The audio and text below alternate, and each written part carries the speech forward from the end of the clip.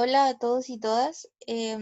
Vamos a resolver la segunda parte de este certamen 2016 y la parte de superficie de respuesta.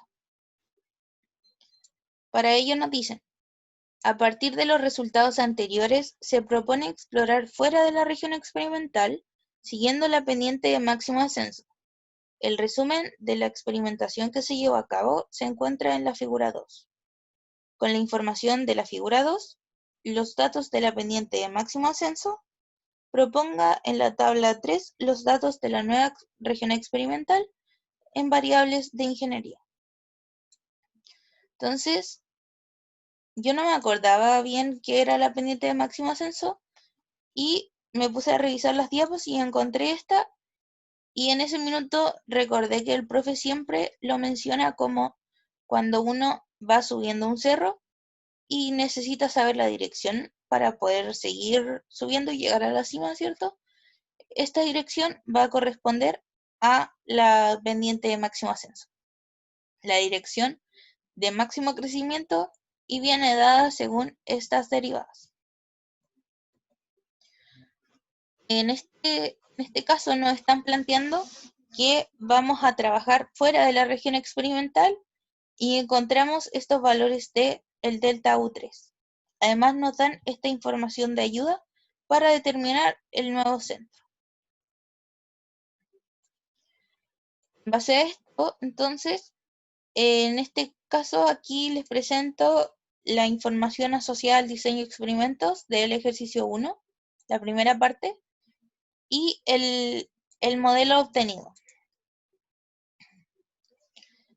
Con esto, entonces, en la pregunta E había que determinar la pendiente de máximo ascenso, y recordando, esta pendiente se determinó mediante la relación entre 1 y U3, entre 1 y 3, perdón, y 2 y 3.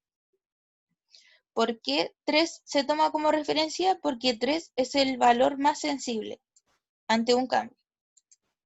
Por lo tanto, B1 y 3 va a ser la división entre ambos y esta va a corresponder la pendiente. Luego, nosotros necesitamos encontrar la nueva región experimental donde vamos a trabajar, y para ello realizamos esta tablita. 1, U2, U3 va a ser estas variables, ¿cierto? Pero codificadas, y tomando como referencia U3. U3 va a ser 0, menos 0,5, menos 1, menos 1,5 y menos 2. Aplicando esta ecuación que se encuentra aquí abajo, determinamos los valores que acompañan como cada valor de U3 por la pendiente asociada a 2,3 o 1,3 según sea el caso. En esto entonces es posible verificar que en el punto menos 1,5, acá se observa más fácilmente, ocurre un punto de inflexión, es decir, hay un cambio de pendiente. Por lo tanto, con estos parámetros vamos a trabajar. Para ello, vamos a utilizar la ayuda que nos dan, donde nos plantean que el nuevo centro ZI va a corresponder al Z anterior más el delta UI, que va a corresponder a 1,41 en el caso de U1, 0,67 en el caso de U2 y menos 1,5 en el caso de U3. Y ZUP menos ZLOW va a corresponder al rango que viene dado por la tabla. Con esto entonces determinamos el nuevo centro con el centro anterior por la multiplicación de el U1 por el rango medios. Realizamos lo mismo para cada variable codificada. Luego, el traspaso va a ser el valor bajo, el valor alto, y esto consiste en el centro menos el rango medios, que sería como la fórmula de codificación que utilizábamos antes, que es equivalente a lo que se realiza aquí para tener menos 1, menos 1, menos 1, y 1, y 1, y 1. Que todos estos son valores bajos y estos valores altos.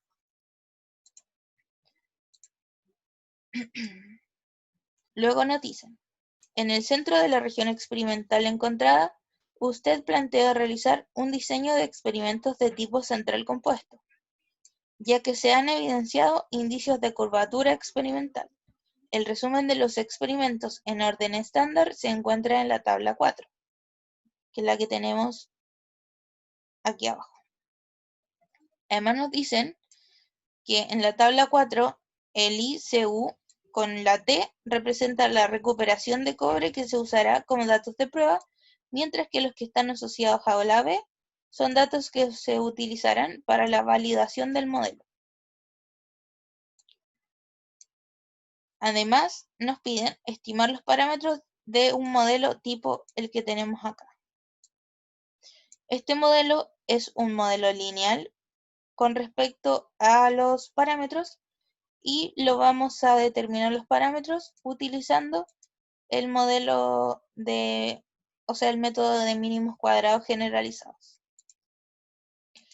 A simple vista parece un modelo bastante grande, pero lo que este modelo representa en el fondo B0 es el término constante, el parámetro constante asociado a los constantes. Luego, cada parámetro por cada variable y luego se presenta la interacción, ya sea entre una variable y otra, y entre una variable consigo misma. Entonces, la manera que la vamos a aplicar va a ser utilizando este cambio de variables para facilitar la nomenclatura para cada una de las interacciones, quedando el modelo de esta manera.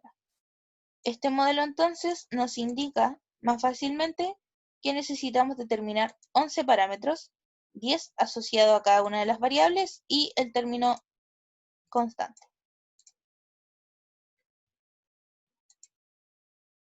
Con esto entonces podemos ir al Excel y esta parte entonces corresponde a la tabla 4. Para poder aplicar el método de mínimos cuadrados generalizado necesitamos la matriz X. Esta matriz X va a ser de 17 por 11 porque son 17 corridas experimentales y 11 coeficientes, 11 parámetros. Entonces U0 va a corresponder a puros 1, el término constante, luego menos 1, menos U2 y U3 son los que nos dan en la tabla 4 y luego es posible ver las interacciones.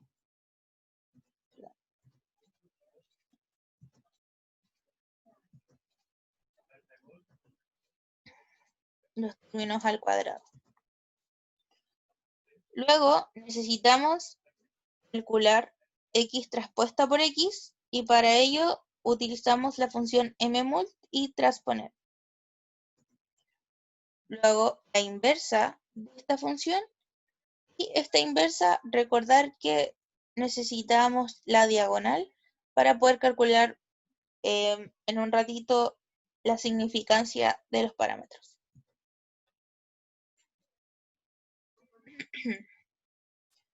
Luego obtenemos esta matriz, es posible obtener los parámetros, los valores de los parámetros, y eso se obtiene mediante la multiplicación de la inversa por la transpuesta de x, y eso se multiplica por los y medidos que vienen del experimento.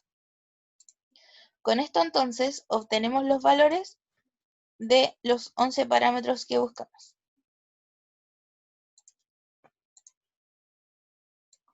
Luego nos dicen, utilizando un índice de certeza del 95%, determina aquellos parámetros no significativos y vuelve a ajustar el modelo.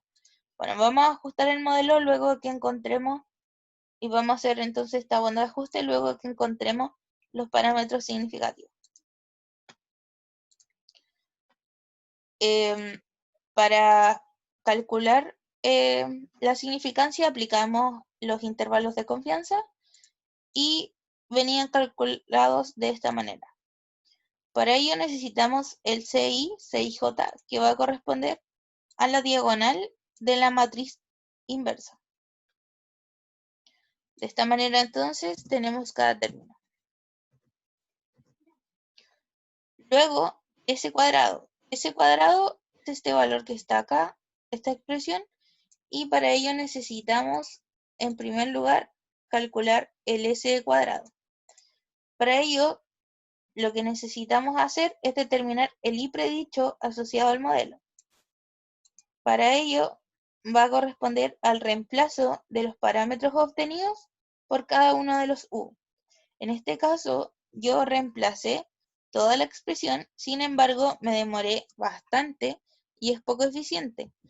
Por lo tanto, la otra manera que se puede realizar es utilizando mmult de los X por la matriz de los parámetros. Con esto entonces es posible obtener el error y el SSE que se observa acá va a corresponder a la suma cuadrada de dichos errores. Los dos van a ser 6, que tengo 17 corridas experimentales y 11 parámetros. De esta manera entonces el SE cuadrado va a corresponder a la división entre el SSE y los dos, como se visualiza esta manera. Luego está el beta, el 95%, el alfa y el t para poder calcular el intervalo de confianza. Entonces el S cuadrado va a corresponder al SE calculado, fijado, por cada uno de los términos de la diagonal. El S va a ser la raíz de esta varianza y S por T va a corresponder al ancho del intervalo de confianza. De esta forma entonces tenemos el límite inferior y el límite superior y la prueba lógica de significancia. En este caso, arrojó que estos tres parámetros no son significativos. Estos tres parámetros corresponden a la interacción entre U13, U23 y 1, 2 y 3. Por lo tanto, lo que tenemos que hacer es repetir el procedimiento, pero quitando esas interacciones. De esta forma, entonces, necesitamos obtener solo 8 parámetros. Por lo tanto, queda la tabla X que se observa acá. Entonces, repitiendo el procedimiento, es posible obtener esta vez los valores de los 8 parámetros. Volvemos a repetir el intervalo de confianza y en este caso todos dan significativos. Acá en esta parte tengo la tabla asociada a la segunda, el I predicho, pero utilizando los parámetros significativos, solo los parámetros significativos.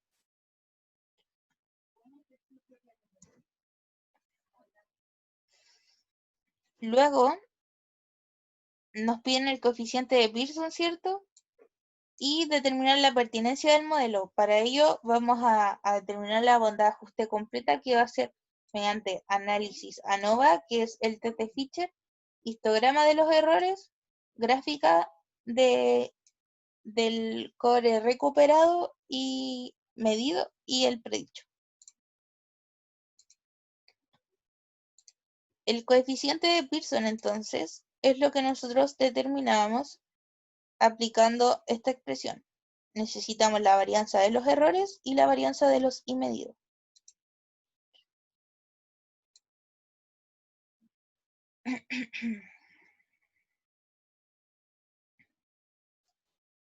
Ya. Acá, entonces, tenía los parámetros que son significativos y tengo el cálculo de los I. Para ello, calculo la varianza de los I medido y la varianza de los errores obtenido con el último I predicho, ¿cierto? Con los parámetros que me importan. De esta manera, se obtuvo un R cuadrado de 0,97, que significa que el 97% de la variabilidad total de los datos es representado por el modelo simplificado. Entonces, en esta otra parte, aquí yo tengo las gráficas.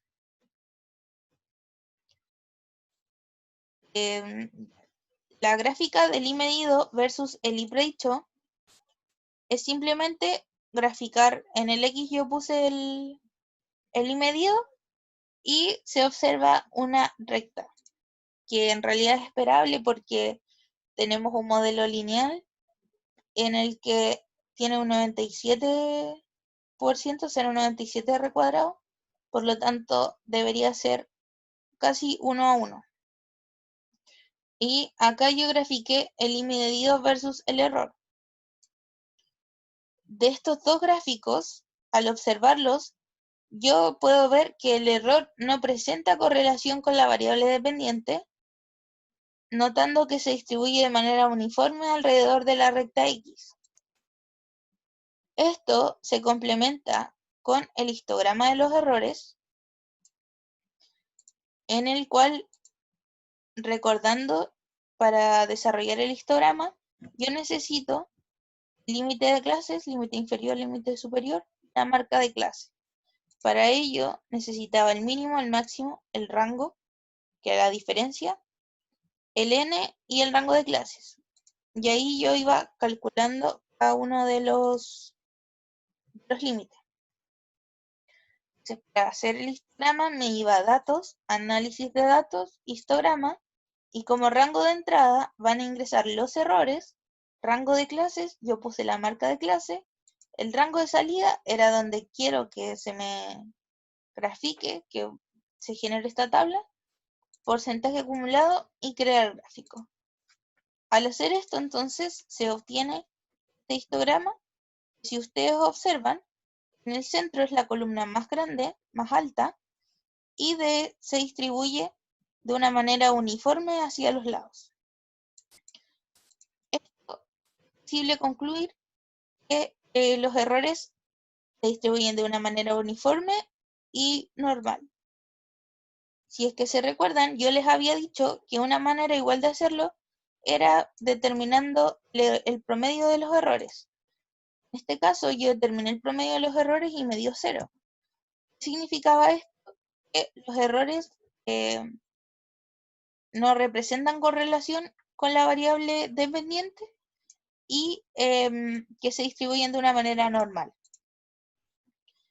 Con todos estos análisis, entonces, nosotros podríamos decir que nuestros modelos, los parámetros obtenidos, representan los datos experimentales y en el fondo lo que estamos buscando, el modelo que represente el experimento.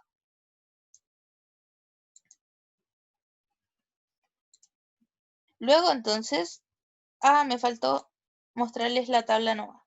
Ya. El test de Fisher, si se recuerdan, nosotros lo aplicábamos cuando existían réplicas. Y hacíamos esta relación de los errores entre un error puro y un error asociado a la falta de ajuste. Para eso nosotros necesitábamos calcular F0, que iba a corresponder a la varianza de la falta de ajuste sobre la varianza del error puro. La tabla que yo ocupé fue esta, que es similar a la que yo les mostré en la ayudantía anterior. El cálculo de F0 se encuentra acá abajo. Les dejé comentarios para que los vean, que fue notitas de la forma en que fue calculado los grados de libertad. Esta tabla es más general que la que yo apliqué la ayudantía anterior, porque en la ayudantía anterior solo estaban estos tres. Sin embargo, es complementario, porque si se fijan, para calcular el F0, yo necesito simplemente la varianza del error puro y la falta de ajuste. Entonces, el total va a corresponder a la suma cuadrados de los I medidos, mientras que el modelo va a corresponder a la suma cuadrados de los I predichos por el modelo. Además, de esta manera se puede obtener el error, ¿ya? Este error yo, la ayudantía anterior lo calculé como la suma cuadrado de los errores entre el I medido y el I predicho. ¿ya? Eso es equivalente, se obtiene lo mismo. Los grados de libertad asociados al total van a ser los n, que son el número de mediciones, el número de corridas experimentales. Y el error, los grados de libertad, va a ser el número de corridas menos 1. n-1, por lo tanto, 16. El error predicho es lo asociado a las réplicas. Por lo tanto, se calcula utilizando la varianza de las réplicas, y en este caso son réplicas centradas, correspondiente a los i de los últimos valores de la tabla. 0, 0, 0, estas son las réplicas. Como tengo 3 réplicas, los grados de libertad va a ser 3 menos 1, que corresponde, vamos a editar aquí, 3 réplicas menos, que corresponde a 2 grados de libertad, y la falta de ajuste se calcula como la diferencia entre el error y el error puro, y lo mismo con los grados de libertad.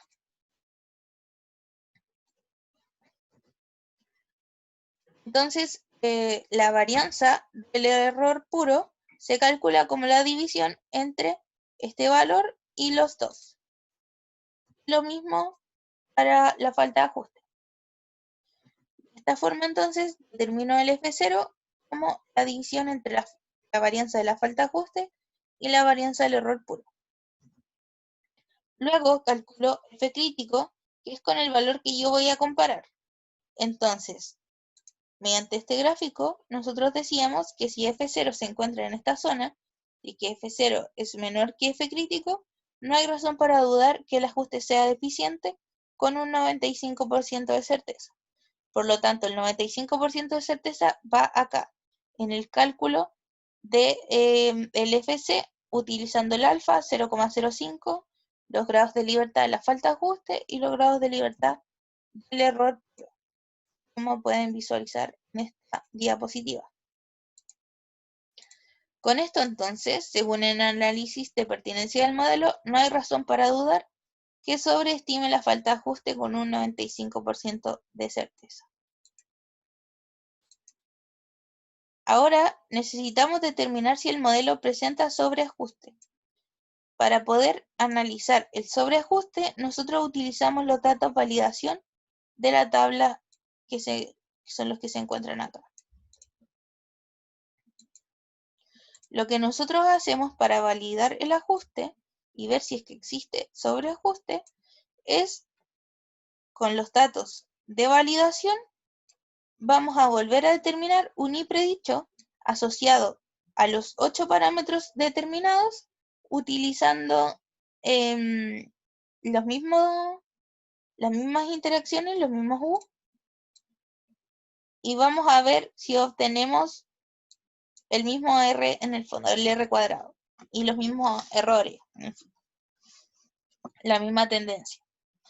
Entonces calculamos el i predicho, y aquí yo utilicé mmult de los x, que va a corresponder a esta matriz, por los coeficientes, que eran los 8 coeficientes significativos. Calculamos los errores, y en el fondo estos términos no son relevantes para esta parte, pero esto sí, que vendría siendo la varianza de los errores y la varianza de los i de validación. Con esto se obtuvo un r cuadrado de 0,91, y al graficar entonces el i predicho y el i de validación en este caso, vamos a poner aquí una v, y los errores, se comprueba la misma tendencia anterior. Como el 0,91 igual es un buen valor, antes había dado 0,97 y las gráficas dan la misma tendencia, se puede inferir que el modelo no presenta sobreajuste.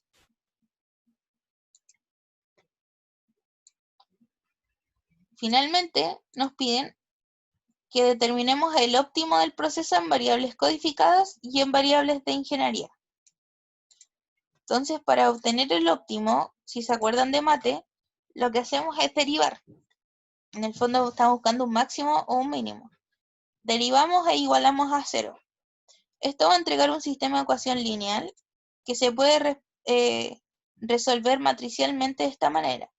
Aquí está la matriz asociada a las derivadas, que le vamos a llamar A, y estos van a ser los U óptimos que andamos buscando, y los beta. Los beta, todos estos beta los conocemos, que son los parámetros que obtuvimos, los significativos. Siempre ahora trabajamos con los significativos. Por lo tanto, reemplazamos la matriz A como, bueno, el primer término era B11, dos veces B11, luego B12, aquí B12 igual, dos veces B22 y dos veces B33 y los otros términos eran 0. Y la matriz beta, que correspondía a B1, B2 y B3. B1, B2, B3, perdón, menos B1, B2 y B3. Si se fijan acá, eran términos negativos. Entonces, multiplica. Para poder, para que sea consistente la multiplicación, recuerden que las matrices tienen que multiplicarse en orden. Por lo tanto, tiene que ser la inversa de A por la matriz de B. Es por ello que yo aquí saqué la inversa de A utilizando la función m inversa. La inversa de A por la matriz de B y obtuvimos los óptimos que se encuentran dentro de la región experimental y podemos traspasarlo a las variables de ingeniería utilizando la misma ecuación de siempre de codificación, que va a corresponder a la pendiente por el rango medios más el centro, utilizando el rango medios y el centro que fue calculado en la primera parte de este segundo ejercicio, en la tabla que rellenamos al inicio. Y así para cada una de las variables. Si reemplazamos cada uno de estos términos codificados y los parámetros obtenidos, es posible obtener la respuesta óptima, que en este caso se obtuvo un valor de 62,82. De esta manera entonces damos por finalizado la segunda parte de la resolución de este certamen 2016. Cualquier duda que ustedes tengan me la pueden realizar por correo o el día lunes antes del certamen. Les deseo que les vaya muy bien en el certamen, practiquen harto. Si se fijan, este ejercicio era bastante largo, lo que exige rapidez en la resolución del Excel. No, aquí utilicen métodos como el mmul que les explicaba, porque yo me demoré harto haciendo esto, pero si es que les tira error, esta es como el método confiable. Y bueno, para poder ver todas las preguntas que aquí salían, para poder abordarlas de mejor manera, es que fui explicando el Excel y no lo resolví porque me iba a demorar mucho, si es que tenía un error o algo. Así que cualquier duda que tengan, me dicen, revisen los comentarios que están aquí en el Excel, cualquier cosa.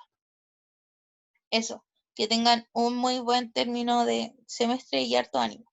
Chau.